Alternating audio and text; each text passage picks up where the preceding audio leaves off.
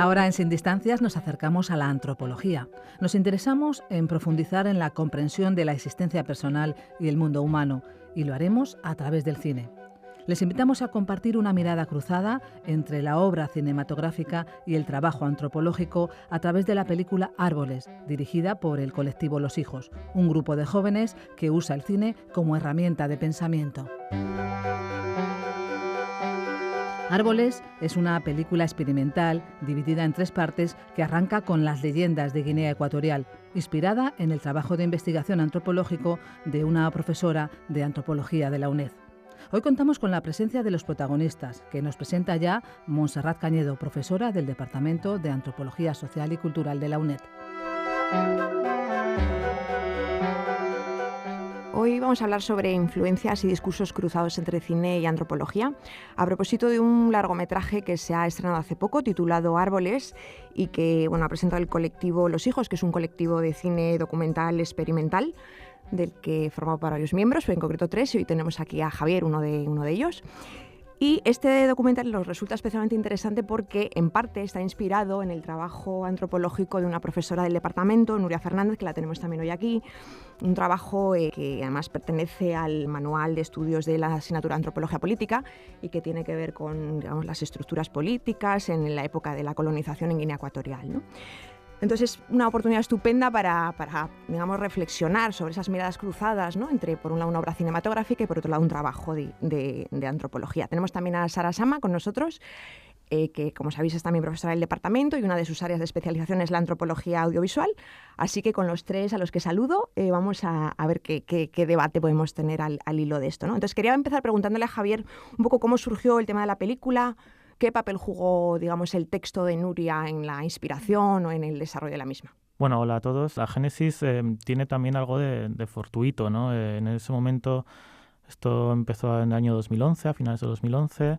Yo estudiaba precisamente la asignatura que imparte Nuria Fernández y leyendo su manual en una nota al pie. Así que eres alumno de la UNED, ¿o eras? Era alumno de la UNED, ¿Qué? En efecto.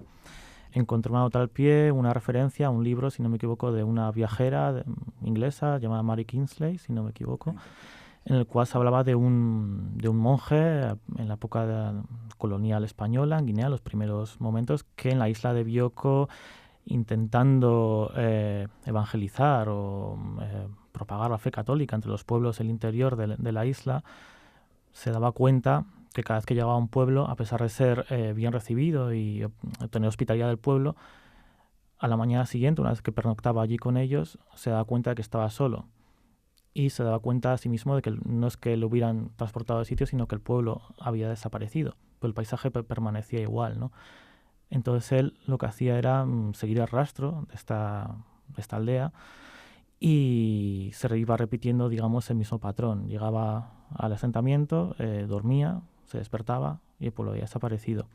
Obviamente esto tiene mucho de leyenda, ¿no? Y precisamente esa idea de aparición, desaparición, esa idea también, esa reflexión sobre, ¿no?, la búsqueda colonial, ¿no?, de intentar apoderarse del otro y la resistencia del pueblo nativo, pues nos parecía, aparte de poética, como muy reveladora, ¿no? Y por eso, de alguna forma, fue el gatillo, ¿no?, el disparo que nos llevó a seguir investigando otras cosas, tanto otras leyendas pertenecientes al periodo colonial de España en la isla de Bioko, como textos jurídicos, como todo tipo de material que nos sirvió para elaborar una película que además empezamos a ver que tenía conexiones, en cierto modo metafóricas o semánticas, con una idea de colonización interior que tenía que ver con procesos especulativos del territorio en la propia España actual, en la propia Claro, porque para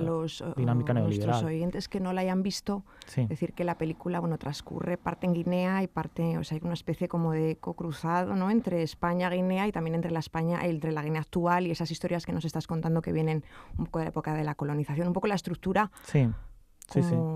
Sí, en efecto, hay 2 partes claramente diferenciadas. Una parte en la cual 2 mujeres guineanas hacen un viaje por su propio país y se van contando historias en diversos diálogos. Esa sección, digamos, se corta tajantemente a mitad de película, entonces pasamos a la España actual, pues estilizada, irreal, localizada especialmente en los suburbios de nueva construcción de las ciudades españolas, suburbios que tienen que ver con un urbanismo en cierto modo que inspirado casi en lo penitenciario, en lo carcelario, donde está anulado el espacio público. Y esa idea de la anulación del espacio público, del control de la población, el control territorial, creíamos que tenía mucha relación, aunque fuera, insisto, más semántico que algo puramente causa-efecto, sino que tenía mucha relación con el aprendizaje de las metrópolis en sus experiencias coloniales, concretamente de España en Guinea Ecuatorial. Uh-huh. Bueno, Nuria, yo no sé qué efecto le hace a un antropólogo a encontrarse con una obra, en este caso tan distinta, quiero decir que no es antropológica, sino cinematográfica, en parte inspirada en el trabajo que uno hace. No sé qué, cuando la ves como espectadora, ¿qué te dice o qué? Bueno, hola, buenos días a todos. Y en primer lugar lo que quería era felicitar a Javier por la película, aparte que bueno, a mí me da satisfacción y tenía muchas ganas de ver el resultado, porque bueno, he seguido desde lejos el proceso, que ha sido muy costoso y muy largo, y aunque hay muchos aspectos muy interesantes y que no daría tiempo, desde el punto de vista, a lo mejor ahora Sara también lo comenta, visual, es fantástica. Y sobre todo felicitarles por las dificultades burocráticas, también logísticas, etcétera, para tener en tan poco tiempo hacer un resultado tan bello y tan interesante, ¿no? Bueno, por destacar un aspecto desde el punto de vista antropológico y de mi texto, lo primero que me vino a la cabeza era el texto de Laura Bohannan de Shakespeare en la selva, que es un magnífico ejemplo de traducción cultural, pero que también ahí se ilustra como el quehacer de los mediadores culturales, los antropólogos como mediadores culturales.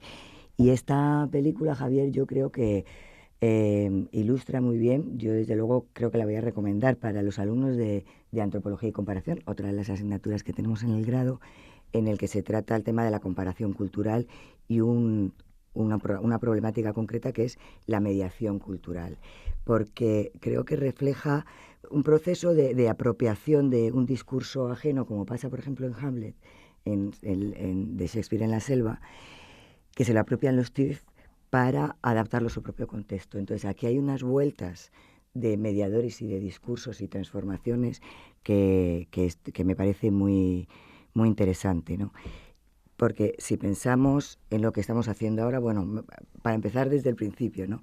Partimos de un texto que era de Mary Kingsley, la antropóloga de finales del 19, que ella relata cómo un informante le había contado a ella lo que un misionero le ocurría, ¿no? En estos procesos de burla o de resistencia bubi frente al evangelizador y al colono. Entonces, ese sería el primer mediador en esta producción de discursos. Desde ese momento hasta la narración verbal que hace la actriz guineana, la mujer que aparece en la película, hay toda una serie de vueltas, porque ese mismo relato además está incluido lo interesante de esto es que está incluido en distintos contextos con distintas intencionalidades, ¿no? Dejando aparte el texto que yo encontré leyendo a Mary Kingsley, lo recojo yo como segunda mediadora con otra intención completamente distinta, porque como bien has dicho, mi intención ahí era ilustrar las prácticas coloniales, las consecuencias que tienen, las resistencias bubis, etcétera, dentro de un marco de un texto que hablaba de la evolución de las estructuras políticas. Y eso, a su vez, dentro de otro marco más grande, que es un texto docente de una asignatura, ¿no? El siguiente mediador interesante surge aquí el lector, en este caso los alumnos, concretamente Javier, que cada uno para cual, aparte, espero, de lo que sea el conocimiento que ahí se ofrece sobre un aspecto teórico, lo interesante es que para cada uno, y en ese sentido a mí me resulta muy grato, a ti te evocó o te dio lugar o te inspiró en tus inquietudes intelectuales sobre los procesos de la ciudad, sobre los ciudadanos que habitan y tal, y lo pudiste relacionar, y llevar a cabo en un entorno profesional tuyo, ¿no? Que eso es muy interesante. Pero vuelta a Guinea y a los, discursos Emic y Etic, lo que me parece todavía más interesante de eso es cómo tú transmites ese discurso, o bueno, y te enfocas en otra parte más que con tu documentación, que no es la de los poblados, como los curas intentaban reagruparlos en rancherías y ellos se disgregaban, sino el proceso parecido que ocurrió en las afueras de Malabo, que por ejemplo en el texto mío es totalmente tangencial. Tú ya has incorporado otra dimensión. Y como, que eso es lo que a ti, bueno, te interesaba en particular, y cómo tú lo transmites a una actriz. Y hablando de representaciones, además es una actriz en una película. Y acaba con el proceso en el que tú, ahí yo no lo sé cómo fue la transmisión tuya, el hecho es que ella lo recoge y hace una reinterpretación que me parece muy buena, muy interesante, porque no tiene muy poco que ver, pero hay unas variaciones muy grandes respecto al inicio del discurso, del texto, y en lo que ella hace hincapié, que es, digamos, en exagerar o en sobredimensionar esa burla bubi hacia el colono de continuamente escaparse, ¿no? Digamos, ella crea su propio discurso y su narración dentro de la película, que narra a otra mujer contando, como evocando un pasado, ¿no? Entonces, bueno, toda esa serie de idas y vueltas me parecen muy interesantes. Pero son como historias proliferantes, ¿no? Que se van actualizando y van creando todavía más sentido, ¿no? Como La verdad es que es bien bonito. Tiene su propia vida, porque efectivamente van teniendo cursos distintos.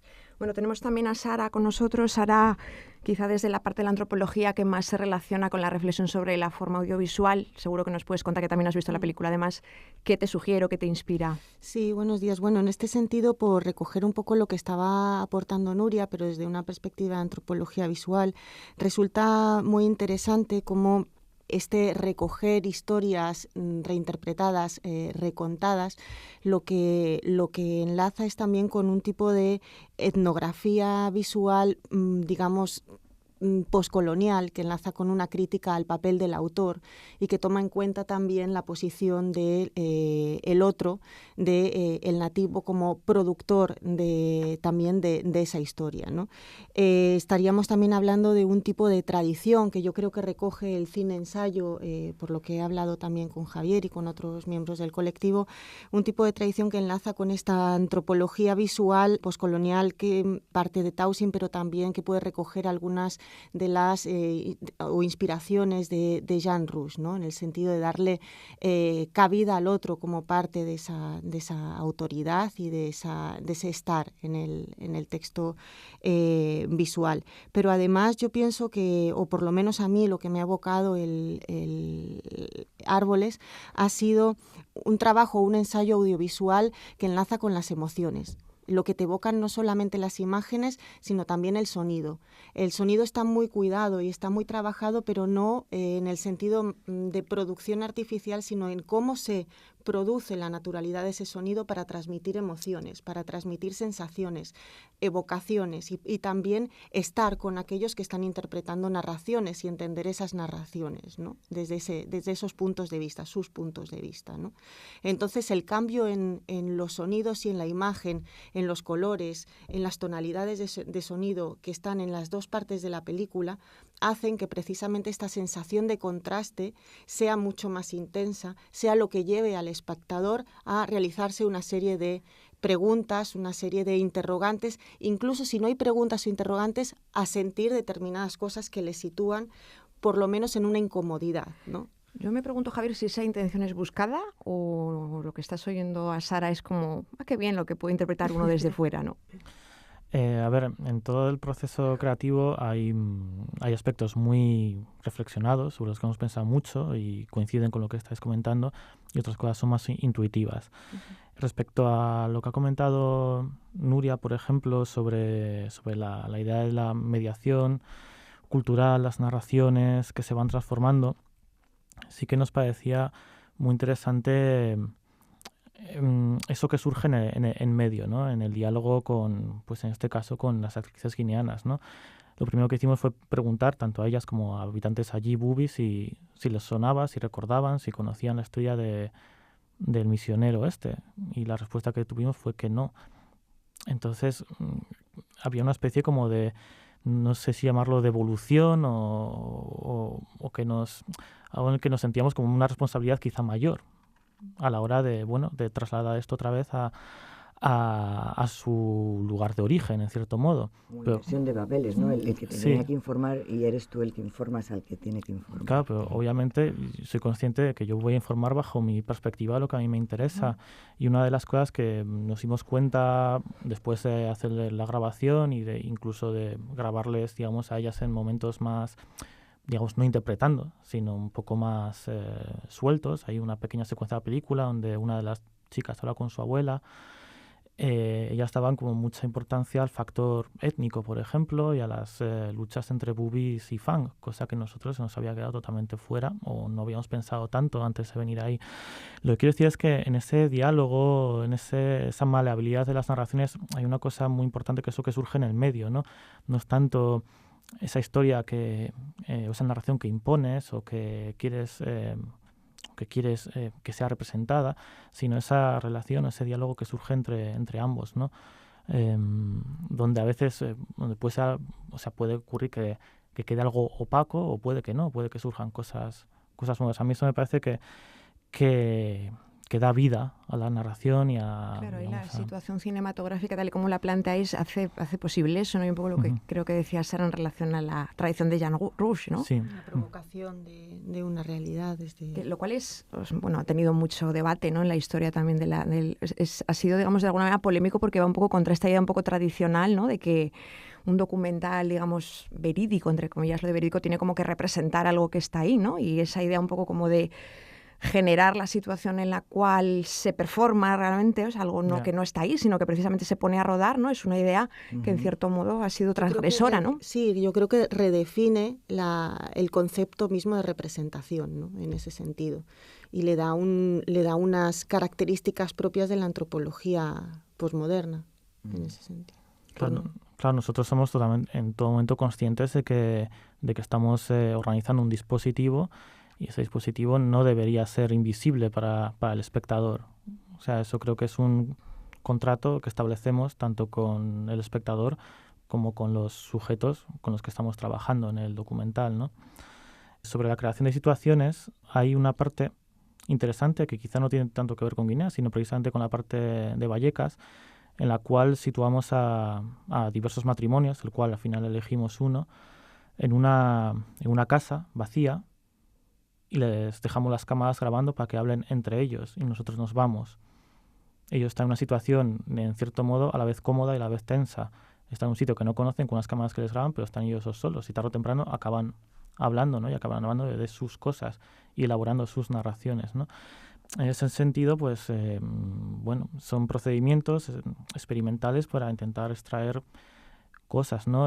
Alguien me comentó más tarde, ¿no? Que esa situación parecía precisamente la del monje en la choza, ¿no? Un sitio que no conocen y luego se tienen que ir y desaparece, ¿no? El lugar, ¿no? Bueno, pues pensar sobre ello nos resulta como muy inspirador, ¿no? Uh-huh. La verdad es que es bien interesante cómo van generándose en la película esas como libre asociaciones, ¿no? Que realmente yo creo que nos enseña mucho a la antropología, porque esto que estábamos hablando de generar esas situaciones, digamos, en las cuales tú con el informante creas algo en el momento, ¿no? Y no simplemente le estás extrayendo una información, es algo que quizá en la antropología audiovisual se ha desarrollado casi más que en las situaciones, digamos, de antropología más Yo pienso que se clásica, ha desarrollado, ¿no?, conscientemente, con una reflexión teórica al respecto. Sí, sin embargo, son situaciones que se dan habitualmente en las escenas de trabajo de campo, no visuales, ¿no? Sí, pero sí que existe esa reflexión y esa necesidad de mostrarlo también, como estaba diciendo él, al espectador, y de hacer consciente y partícipe al otro que comparte contigo la producción de ese elemento etnográfico, ¿no? Sí, me parece también muy interesante es como, digamos, una mirada más desprejuiciada a veces, también en el sentido de cómo juega con una mirada a lo propio, a partir de un desplazamiento por lo que es extraño, ¿no? Porque realmente no es una película sobre Guinea, no es una película sobre... En realidad es una película sobre, ¿no? Como dar una vuelta, ¿no? Por Guinea, y de alguna manera hacer una mirada transversal también a una situación que es la que pues vivís o vivimos, digamos, los propios directores, ¿no? Cosa que nos resulta más próxima. Esto quizá a veces en la antropología más clásica, ¿no? Es también algo difícil de sostener, ¿no? Porque parece que uno tiene que hacer una antropología sobre el otro, sobre la realidad que estudia, y la propia posición del uno, o sea, del antropólogo, es también un poco a veces ambiguo, difícil de visibilizar, ¿no? Entonces, en ese sentido, a veces yo creo que esto es que desde el cine, desde la antropología audiovisual, hay una mirada de vuelta sobre la antropología que desprejuicia mucho, ¿no? Que es en ese sentido muy interesante, me parece. Y es cierto un poco lo que decías también, Sara, de la evocación como algo principal en la película. Esos tiempos de ese diálogo entre tiempo y espacio, ¿no? Evocar el pasado en una distancia de un contexto lejos pero contemporáneo, que es Guinea, para luego, no como excusa, sino también que te evoca para filmar en una realidad presente también más próxima, que es la ciudad cercana. Bueno, Hay pues cosas muy interesantes. me temo que tenemos que cortar, no tenemos ya más tiempo. Agradecer a Javier y también a Sara y a Nuria haber estado hoy aquí, y bueno, animar a los oyentes, sobre todo alumnos de la UNED, que sigue. Les resultamos tan inspiradores como para hacer algún tipo de obra como le ha pasado a Javier, pues que la verdad es que es un placer, ¿no? Ver que se producen este tipo de cruces. Que vean la película y así A ver crearán si la ponemos discursos. una vez en la UNED y vienen a verla. Muchas gracias.